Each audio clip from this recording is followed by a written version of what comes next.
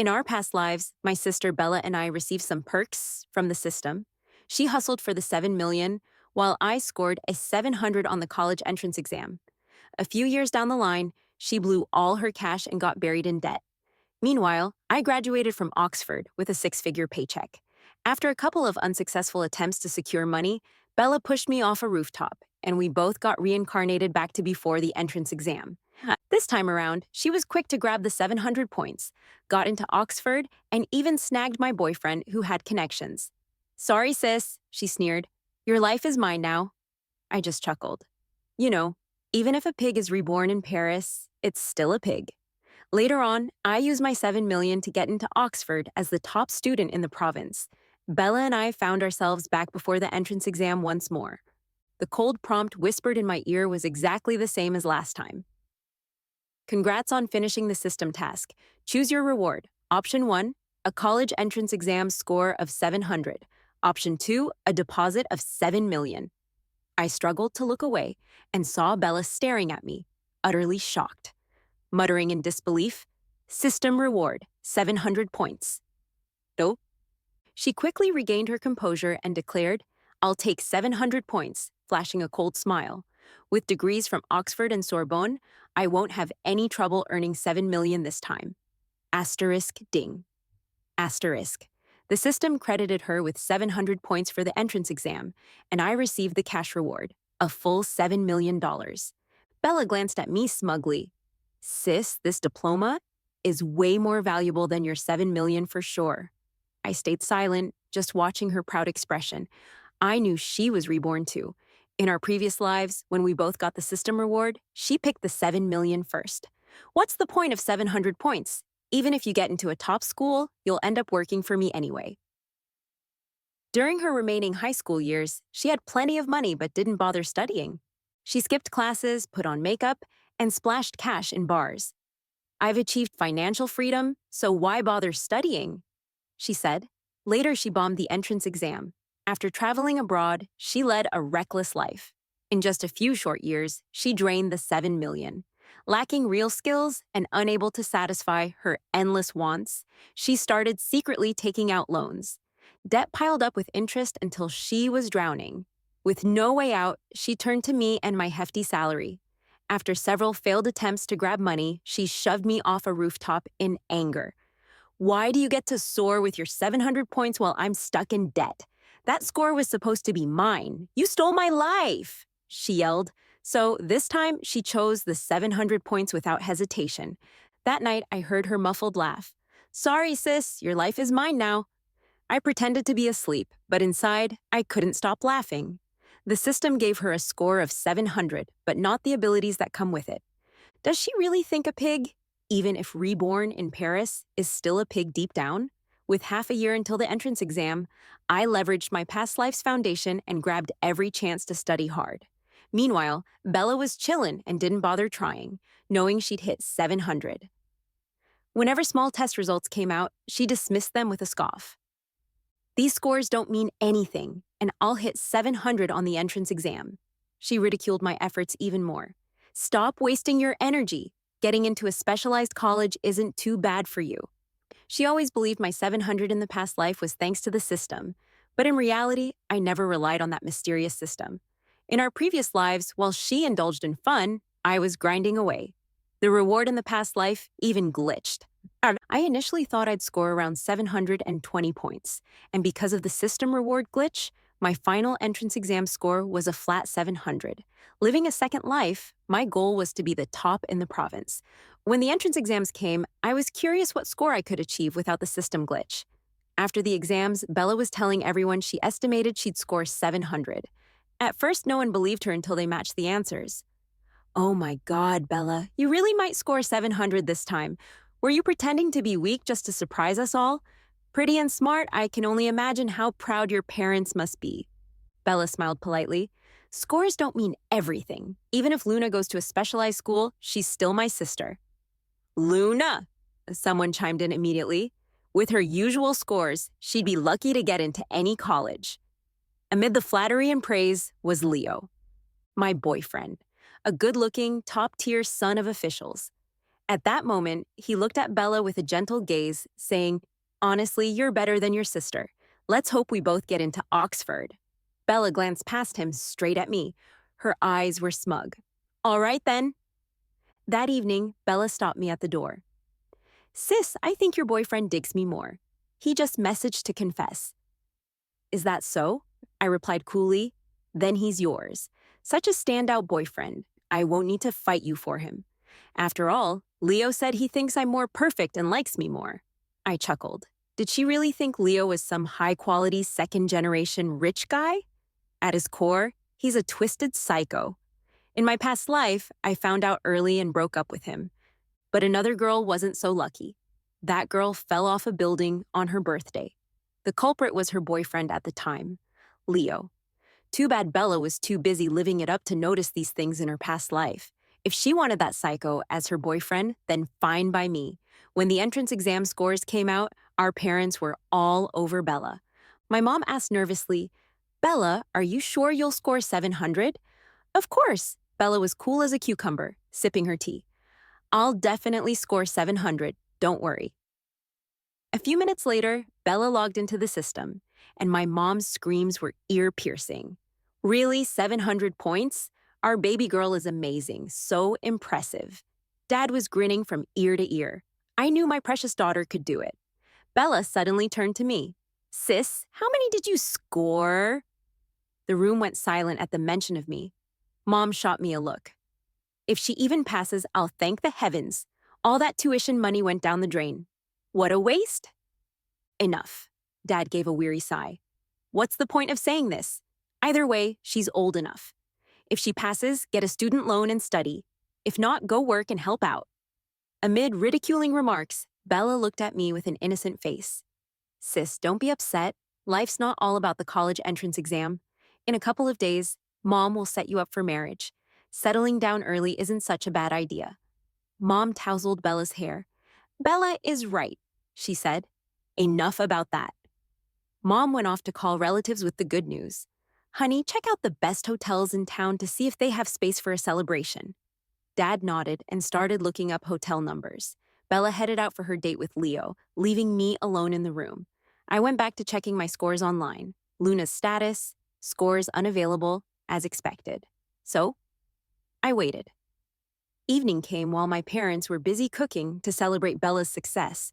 There was a knock at the door. Journalists stood outside. "Is this Mia's home?" one asked. Dad frowned. "Yes." "Did she get into some trouble?"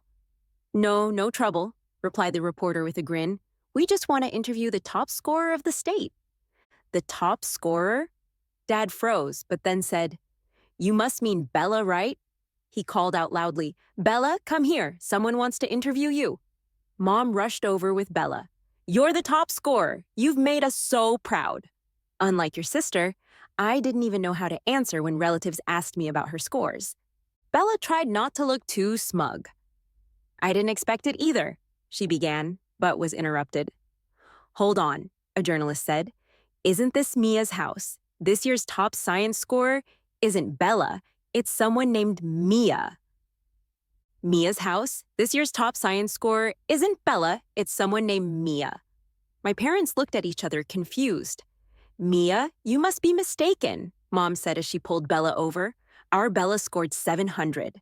Mia's lucky if she hits 400. If someone's the top scorer, it must be Bella." 700? The journalist paused, then added, "She's excellent too, but we're here for Mia. She scored 738. Impossible." "Bella?" she exclaimed. "Her over 700? You've got it wrong." The reporter cut her off, turning to me. "Are you Mia?" "Yeah, that's me," I replied. "Are you Mia?" "Yeah, that's me," I responded. Reporters swarmed me while Bella was pushed back.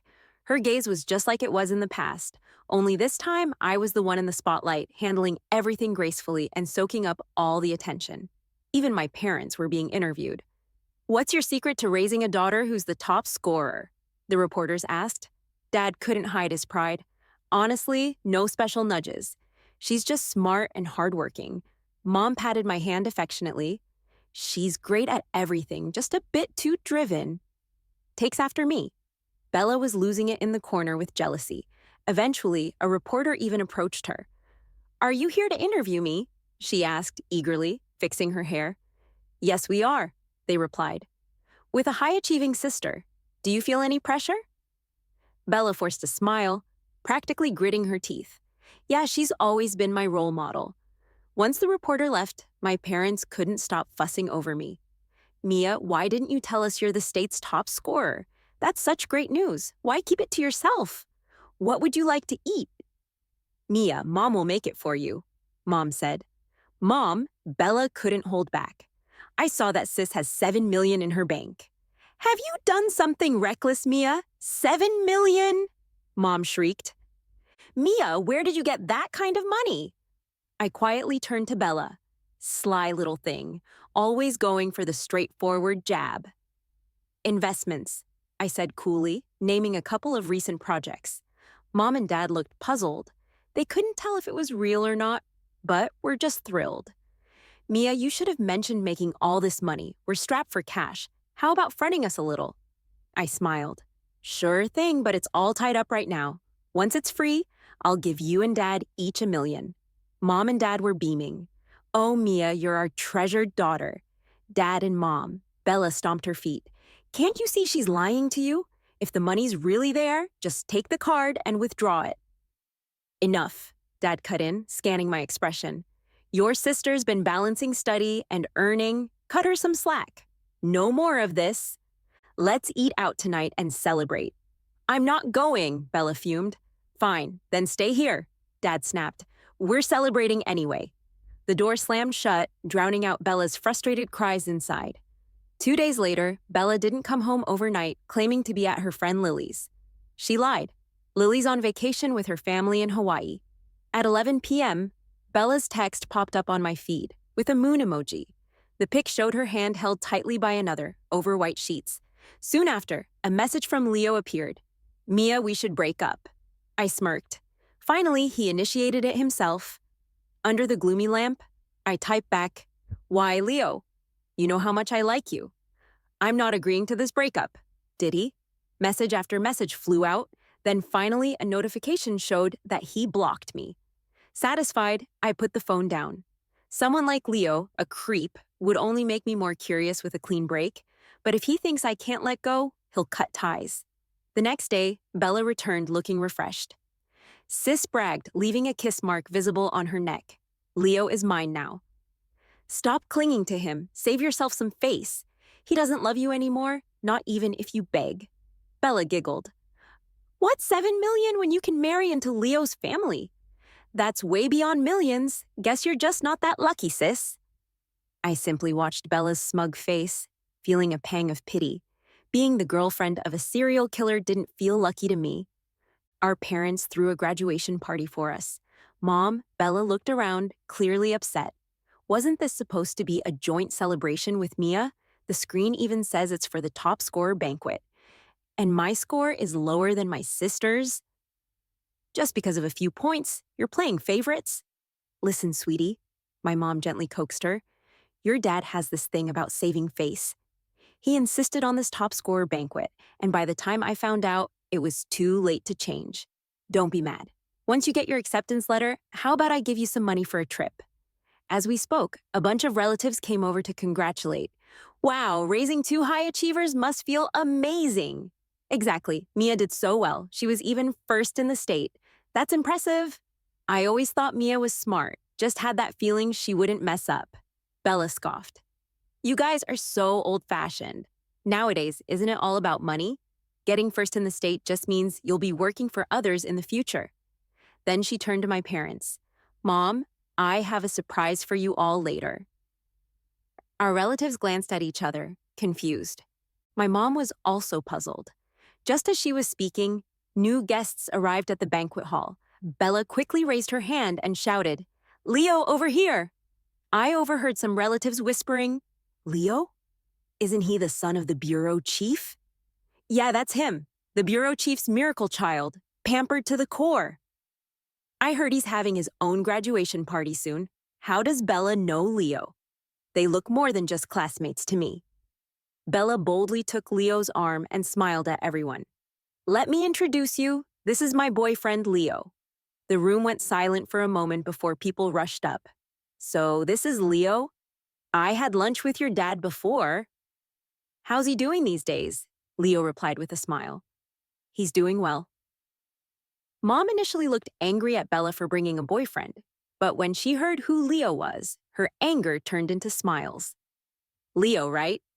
Come on, sit at the head table. When Bella goes on stage, sit with her. Thank you, Auntie, Leo greeted everyone briefly, then stopped to look at me. I heard you got first in the state, he said warmly, emotionless. Congrats, Mia. My heart tightened, worried he'd come back to me. I hurried to him when no one was around and asked quietly, So, can we patch things up, Leo? As expected, Leo's eyes lost their warmth instantly. He sneered, No way, I'm with Bella now. Mia, just give up already. Stop dreaming. After saying that, he walked past me to Bella. I watched his back and popped a piece of candy in my mouth. Over the summer, Bella was busy dating Leo. I was busy investing and starting a business. With my years of past life experience and the advantage of being reborn, I made a tidy profit in just 2 months. Before starting college, I became a wealthy woman. I initially planned to transfer money to my parents, but before doing so, I overheard my mom and Bella talking on the balcony. Silly girl, of course I love Bella the most. Your sister's holding on to a lot of money and won't spend it. We'll coax her to help us buy you a new phone and laptop, okay? Bella sobbed into my mom's embrace, complaining of injustice. In the dimly lit balcony, my mom soothed her gently. You've been smarter than your sister since you were little. Those viewpoints mean nothing. In the future, it'll be our Bella with more success. Bella whined, Mom, ask Mia for more money. I want to travel abroad. Okay, my mom patted her hair lovingly. Little greedy girl, go back to sleep, or your sister might hear us. I listened quietly. The last bit of hope inside me completely vanished. In my past life, I scored 700 points, and my parents bragged about me, but still spoiled my sister. I'm a year older than Bella, but our parents favored her so much that they made me start school a year late just to take care of her. So, since primary school, I've always been in the same grade and class as Bella. All these years, I was the sensible, invisible background figure in the family. Even when Bella dragged me off the roof in my previous life, I only heard our parents screaming her name. Before they came out, I quietly returned to my room. The next day, my mom clutched my hand, crying, Mia, your dad's company isn't doing well, and we spent a lot on your and Bella's education. We're out of money. Could you lend us a few $100,000? I held her hand.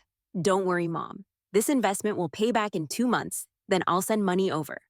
You're my parents, my closest people. I'd never hold back from helping our family. Mom skeptically agreed. I sighed. If Bella would just sell the fancy gifts Leo got her, it'd be better. She's so young, flaunting those brands. It's not good for her. Little did they know, Bella overheard. That night, I heard arguing from her room. Mom, are you crazy? Why sell my bags? Weren't we going to ask Mia for money? If Leo finds out I sold his gifts, he'll be mad. The dispute went on. Bella slammed the door and stormed out, not coming back all night. Summer ended quickly. When school started, I had to give a speech as the new student representative. Bella was in the front row. On stage, she glared at me. Her eyes were full of jealousy, resentment, and unwillingness. But then, her expression shifted to a smile. I had a bad feeling. Sure enough, as I walked up, I felt my pant legs tear dramatically. There was a loud rip, and whispers broke out in the crowd. Then I heard Bella raise her voice. Oh no, her pants tore. Some people laughed. Thousands of eyes were on me. Some looked amused, others frowned. As my younger self, at 18, I'd be embarrassed and at a loss. But on stage, my mind felt over 30. After a moment of shock, I covered myself with my shirt and continued on stage. Someone handed me a jacket, which I tied around my waist. I carried on with the speech. My words were passionate, resonating with everyone. The crowd of students, all top-notch, soon forgot about the minor mishap. Bella's petty trick felt like high school antics from the past. She didn't anticipate the audience would focus on the speech. As I finished the last lines, applause thundered through the room. I bowed and caught Bella's resentful gaze as I stepped down. I knew. The pants thing was her handiwork. I didn't want to waste time getting tangled up with her. So, later on, the night before we each moved into our dorms, I ordered a ton of seafood. Then added a touch of laxatives. Posted it all on social media. My mom called me real quick. Mia, you don't like seafood, do you? Instead of trying and tossing it, why not give it to your sister? She loves seafood. When you come home, I'll make you your favorite ribs. Okay, I bit my lip, feeling a little wronged. All right, I said, then watched Bella smugly take the takeout. The next day, my roommate came back to the dorm excitedly. Did you hear a girl from the next apartment had an accident running the 800 meters? She pooped herself. I feigned surprise at the track. Yeah, she said, shaking her head. She yelled about her stomach and ran towards the bathroom, but couldn't hold it. I was right there. Couldn't eat my lunch after that. All the dorm mates chatted about it. That's so embarrassing. One said if it were me, I wouldn't show my face for the next 4 years. Not long after, I got a call from Bella. Mia, you did this on purpose, didn't you? Yep, I replied nonchalantly, flipping through a book. You gave me a TH gift at the freshman event. I just thought I'd return the favor. Bella, focus on your relationship and stop bothering me. You won't win. Bella suddenly laughed. Mia, is all this because you can't get over Leo? She taunted. Too bad. No matter how hard you try, Leo's not coming back to you. He finds you disgusting now. He hates girls who cling. It seemed finding that out cheered her up. So you're the top student. What of it? We're still at the same school, aren't we? What's 7 million compared to Leo's dad being a director? I'll marry Leo eventually, and his family will take care of everything when I graduate. You'll probably run out of money by then. Her smugness filled my ears, just her narrow delusions. I shook my head and hung up. No wonder she's so happy. Sometimes before bed, I scroll through social media. Most posts I see are from Bella. Leo took me for amazing sushi today. Love you. Or got an LV from my baby. Who else wants one? Today, feeling sick with a cold, I went to bed early, but saw Bella's new post, night hike to Ghost Laughing Stone with Leo. The picture showed her and Leo smiling against the night. Leo's gaze was unsettling, though. It made my skin crawl. When I woke up, there was another update from Bella. 2 pictures, this time. The first showed her with a swollen ankle. The second had Leo applying medicine to it. Almost fell off the mountain, but luckily my boyfriend is caring, the caption read. A familiar scene popped into my mind. In my past life, I heard of a similar post from Leo's ex. Just like that, Leo had taken her hiking, she nearly fell, but he grabbed her, leaving her with just a sprained ankle. Actually, Leo later admitted he planned on doing something that night but backed off because people were around. Seems like after Bella took Leo, she inherited the fate meant for that other girl. Funny how things work out, but I didn't plan to tell her. She wouldn't believe me anyway. She'd probably think I'm just jealous. Besides, no amount of family ties can make up for her trying to harm me. So I decided to respect her fate. Back in my freshman year, I started a small business with some upperclassmen. I was the only one who knew just how successful they'd become in the business world. I had initial capital, past experiences, and insider information. They had talent and vision. Our business grew rapidly. In less than a year, my investment more than doubled, and my studies never suffered. Meanwhile, Bella started attending classes earnestly but fell behind fast, unable to keep up with basic knowledge. Without any external support, her college entry level was probably around average. Add 2 lifetimes of neglect to that, and soon, all she cared about was Leo. Schoolwork didn't matter anymore. Recently, a friend from high school sent me a link. Mia, isn't this your sister streaming? I clicked, confused. There Bella was, scantily clad, making all sorts of provocative moves. Even though it only showed half her face, it was obviously her. I watched the video feeling uneasy, recalling rumors about Leo's exes I'd heard before. Words from the past echoed. Loyalty test. Leo, perverse as he was, pressured girlfriends into making these videos to prove loyalty, making them perform questionable acts online. The scale always pushed further, testing their limits until complete submission. In the past, I dismissed such stories as gossip, but now it seemed they were true. And Bella wasn't new to this kind of recording. She dressed to please Leo, even got scolded for inappropriate attire in class. I felt disappointed looking through her indecent videos. This Bella, reborn, but no different from the one filled with desires. Without that 7 million, and despite a degree, it's uncertain if she'd even graduate. Leo was her only route to fulfilling wants, losing herself entirely. All she craved was in her showy posts. When finals approached, my mom called unexpectedly. "Mia, your finals are soon." "Yeah," I responded, working on some problems. "What's up? Could you take the exam for your sister?" "What?" I froze, the pen still in my hand. Mom laughed awkwardly. "Your sister said this semester's tough. If she fails, she might not pass the retakes." "But Mia, you're so smart you'd ace any retake." "No, I rejected it. If they catch me, I could get expelled." "They won't." Mom insisted. "You both look so alike. Just change your hairstyle, the proctors won't notice. You should help your sister." I was used to their favoritism, but it didn't upset me now, just felt ironically amusing. "Impossible." "Mia, you should—" I hung up. Mom called again repeatedly. I ignored them until she texted, "I'm so heartbroken. Other sisters always care for each other. Why are you so cold? Are you a good sister?" I typed quickly back, "How about you be her sister? I'll be her mom." The phone buzzed with voice messages. I didn't listen, just muted her messages and went back to studying. Bella later got someone else to take the test. Results got caught. Bella's grades in all subjects were nullified. Specific disciplinary actions would be decided after the exams.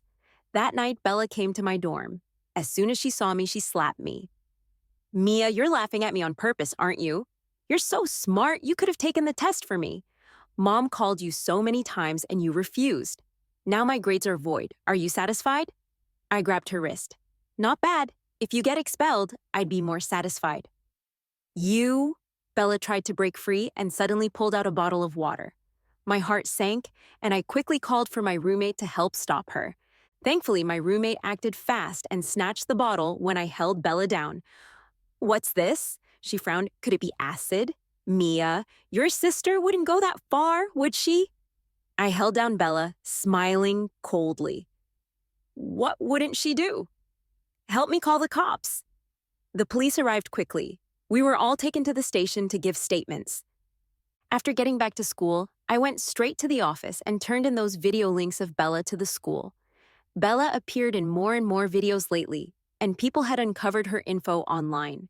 Even her status as an Oxford student was buzzing in the comments. An Oxford student? My God, even scholars get wild like this. No wonder everyone fights to get into Oxford. My understanding of Oxford just got deeper. The school took it seriously and launched an investigation immediately. Cheating, attempted crime, and posting inappropriate videos online causing public uproar. Bella's academic career was undoubtedly over. Sure enough, the school's decision was swift. Expulsion! And Bella was detained for a month. My parents called me countless times, but I didn't answer. Even if I did, it'd just be them blaming me for calling the police or accusing me of not taking care of my sister. I didn't plan on going back to that house anyway. During the break, I chose to stay in Beijing to study and develop my studio. Bella went back home after being released. However, right before the new year, I got a call. Grandma passed away. How could it be so sudden? I immediately booked a flight home. While packing, my hands felt stiff. I thought of Grandma, who was always loud and had delicious snacks and layers of wax paper just for me. The grandma who, upon learning I was the top in the province, was the only one who cried before celebrating, hugging me, and saying I must have worked so hard to achieve it. Grandma, the only one who truly cared about me. How could she just be gone? Aunt said, Grandma passed peacefully in her sleep. She didn't suffer, but the night before, she kept murmuring before bed, "It's been so long since I've seen Mia. How's she doing at school? Is she eating well? Did she lose weight again?" She rambled for a long time. That child is so considerate, always putting herself last. When she comes home for break, I'll make her some ribs, but she never got to see me come home. The memories of my youth. Everyone told me I was the sister, had to take care of my sibling. But that little old lady who barely went to school herself, she'd tell everyone off, "She's still a kid. Who can she take care of?" Was she born a sister? She's Mia. When I got back home, Grandma was just a cold, black and white photo on the wall. I held back tears, bowed 3 times heavily, then lit 3 incense sticks. At her age of over 90, it was considered a happy passing, so the family hired an opera troupe. The atmosphere was lively. I stared blankly at the scene. Then a familiar figure appeared in my sight. Bella. She stood in the back, staring at me creepily. Her gaze was the same as when she pushed me off the rooftop in a past life. I coldly looked away. After the funeral, my parents tried to mend our relationship, but I ignored them. I got a room at a hotel instead. At night, there was a knock on the door. "Who is it?" My aunt's voice came. "Mia, it's me." I felt relieved and opened the door. But when she came in, my parents followed. My aunt didn't know what happened between us and thought I was just throwing a tantrum. So she tried to reason with me. "Mia, your parents really miss you. They know you're still upset, so they brought your favorite snacks to see you. We're family. There shouldn't be overnight grudges, right?" I frowned, not wanting to embarrass my aunt, so I stayed silent. My parents awkwardly handed over the red bean bread. "Mia, try it. You used to love this." I glanced at it. "I don't like it." "I ate this because Bella didn't like red beans, so that's all I got." Slowly I said, "I hate red beans. Really hate them." The atmosphere turned tense. Again, there was a knock at the door. My dad, standing by the door, didn't even ask who's outside. He just turned and opened it. Suddenly, someone rushed in. Bella came at me, her eyes bloodshot and haggard, clutching a knife. "Why? Why should you get all the good things? You have money, education, and I only had Leo. Why did he break up with me?" She raised the knife high, looking crazed. "Mia, it's time to end it all. Given another chance, I'd live better than you." I grabbed her wrist tightly, while my aunt did her best to hold her back. Yet, my parents stood there in shock, not intending to help, just yelling, "Bella, what are you doing? Put down the knife, don't be rash." But Bella couldn't hear anything. It took all my strength to push her away. The door was too far, so I pulled my aunt into the bathroom and locked the door. I exhaled. "Auntie, call the police." "All right." My aunt, still shaken, dialed the police with trembling hands. "Mia, your parents are still out there. It's okay. Her target is me. She won't hurt them." Bella started banging wildly on the door. Then my parents finally tried to restrain her. "Bella, stop it. You already went to detention, adding more trouble now." "Don't stop me." The word of detention only provoked her more. She muttered, "If I die with her again, I can make different choices. This time, I want 7 million. I'll use the money and be the top student myself." My mom was nearly crying.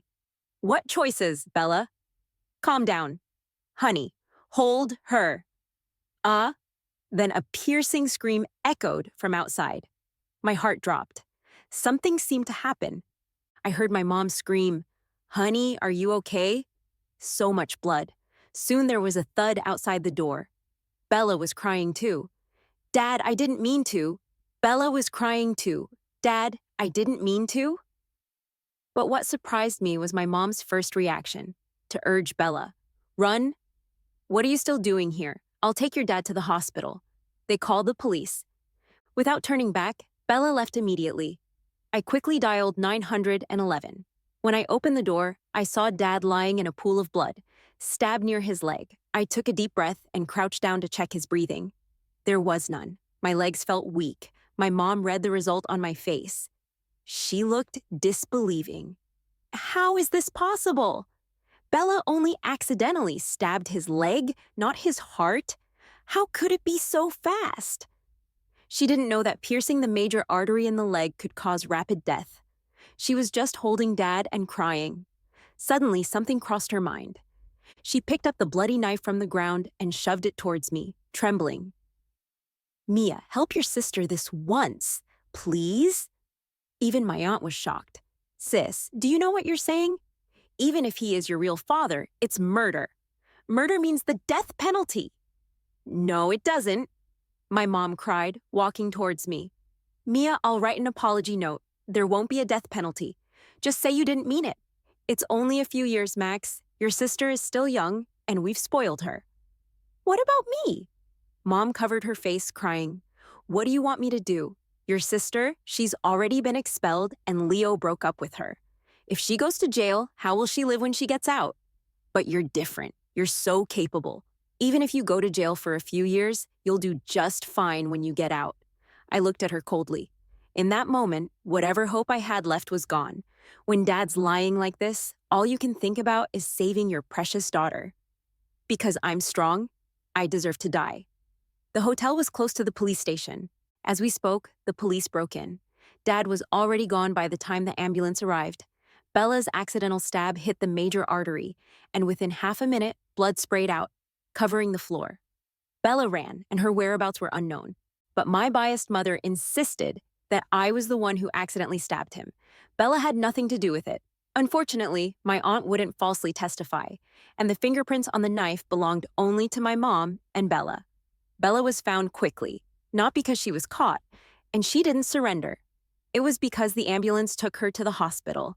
In her extreme panic, she didn't know where to hide or what to do and instinctively went to the one person she thought could save her, Leo.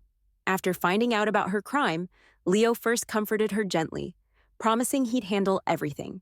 Then, when Bella was completely relaxed, he pushed her out of an 8th-floor window. He leaned on the windowsill, watching her facial expressions change continuously. Shock, confusion, fear, regret. Later, Leo confessed he was trying to make it look like Bella committed suicide out of guilt. He just didn't anticipate that she miraculously survived the fall from the 8th floor. The trees on the 2nd floor cushioned her fall. Bella was taken to the hospital by passers-by, her life saved, but she was left paralyzed from the neck down, entirely immobile, barely clinging to life. My mom stayed at the hospital, crying at her bedside every day. When Bella woke up, she kept saying, "Mom, kill me, so I can choose again. I don't want to live like this. This time, I'll choose the 7 million. I'll be top of the state exams." She screamed hoarsely, "Kill me!" But my mom wouldn't do it, just held her and cried, "Sweetie, I'll take care of you. We'll be okay. We'll be okay." My mom prayed day and night, but no one answered. 3 years passed. Bella still hadn't recovered at all. Every day she lay in bed, with only her eyes able to move. Time wore down my mom's resolve. She no longer hoped her precious daughter would get better. When feeding her, she'd impatiently shove a big spoonful of dry rice in her mouth, often leaving Bella choking. When in a bad mood, she'd mutter, "How do you still have the nerve to live and drag me down? Back then, you might have been better off dead." And she stopped cleaning Bella daily. Because of being bedridden for years, Bella's paralyzed limbs and muscles atrophied, with bed sores covering her body. Once my aunt visited, and when she returned, she mentioned Bella's condition, unable to hold back. When the blanket was pulled back, the sight of those bed sores was shocking. She said Bella didn't recognize her, just stared blankly at the ceiling, occasionally opening her mouth, only to hoarsely repeat, "Kill me. I want 7 million. I don't want to choose. I want to do over. Die. System, save me again." However, the system never saved her, and no one else could either. Over the past few years, my mom tried to reach out to me many times, but she never got to see me, not even once. Without a husband and no income, she struggled with odd jobs and had to come home at night to care for her daughter, who was bedridden. The stress took a heavy toll on her health over the years. She begged family members to persuade me and even tried guilt-tripping me, but I wasn't having any of it. If it were just about the unfairness I faced as a kid, I would have taken on the duty to care for her in her old age. But when she didn't hesitate to tell the police that I was the one who committed the murder, I realized any mother-daughter bond was completely severed. I won't go soft on this. On my 25th birthday, I got a call late at night from an unknown number. The voice was familiar, but sounded old and worn.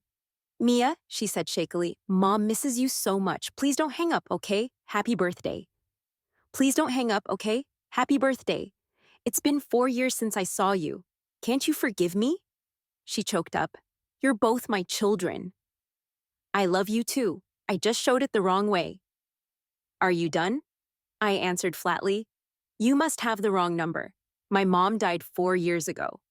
That seemed to hit her hard. She burst into tears on the other end. "Mia, Mom was really wrong." I hung up straight away. I felt nothing, no emotion at all. maybe even a bit of relief. How could I forgive her? Forgive her for locking me at home for a year just so I could start school with my sister? Forgive her for the leftover bread I had to eat? For wearing her hand-me-down clothes? Forgive her for asking me to take exams for her? To take the fall for Bella? Even if I could forgive her, the little Mia she left behind with all that favoritism never would. By the time I graduated, the studio I had started had turned into a company and was about to go public. My sharp investment skills made quite a reputation for me in the field. The future looked bright. Once, when my mom wasn't home, I went to check on Bella. She was barely recognizable, mumbling random words. Mia's choice again. This was probably the only hope in her desperate life, but in reality, she never understood. It wasn't about the choices she made. Her greed, her desires, her malice, one wrong move after another, ensured she would never have a good life. No matter how many times she tried again, it would always be the same. The problem wasn't the choice, it was her nature. Inside the house, the air was stuffy and disgusting. I left quickly. Outside, the sunshine was perfect and the breeze was gentle. I checked my phone for the date, did some quick calculations, and decided on my next big investment, a soon-to-be-hit mobile game.